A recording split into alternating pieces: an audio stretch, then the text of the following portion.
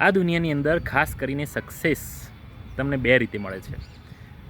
Success એટલે luxurious life, સારા વ્યક્તિઓ, આ બધું સક્સેસમાં આવે. નંબર 1, સખત મહેનત, ડેડિકેશન, પરસિવરન્સ, તમારું હાર્ડવર્ક, ફોકસ્ડ માઇન્ડ, આ બધું જ વાપરીને જો તમે સક્સેસને ગ્રેબ કરો છો તો નંબર 1 આ રીતે સક્સેસ મળે છે.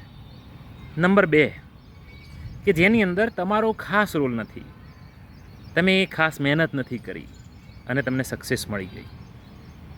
આને જનરલી આપણે કુદરતની મહેર થઈ ગઈ, મારા કોઈ કર્મોનું ફળ આગળ આવી ગયું, આ મારું નસીબ જાગી ગયું, આ બીજા નંબરમાં આપણે આવી રીતે જોતા હોઈએ છીએ. ખાસ જે બીજા નંબરથી આપણને મળે છે એ સફળતા, એની અંદર તમારી જવાબદારી, આપણી જવાબદારી વધી જાય છે. એની અંદર તમે જો એ સફળતામાં પછી વસ્તુ મળેલી હોય કે વ્યક્તિ મળેલું હોય, એની લાયક તમે નથી બનતા, તો બીજા નંબરની જે સફળતા છે એ જલ્દીથી તમારા જોડેથી છીનવાઈ જવાની શક્યતાઓ પૂરેપૂરી છે. નંબર 1 વાળી જે સફળતા છે એ તમારા જોડે લાંબા સમય સુધી ટકી રહેવાની શક્યતાઓ વધારે છે.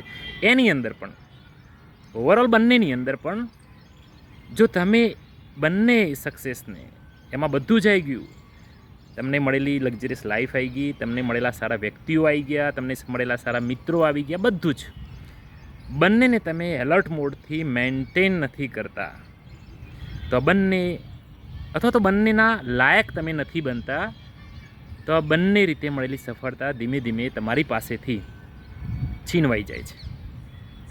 આવું ખાસ એવા કિસ્સામાં જોવા મળે છે જ્યારે સફળતાને તમે, ખાસ કરીને નંબર 2થી મળેલી સફળતાને તમે ફોર ગ્રાન્ટેડ લેવાનું શરૂ કરો છો, ત્યારે પછી એ જે સફળતા છે તમારી ધીમે ધીમે નિષ્ફળતા તરફ આગળ વધે છે.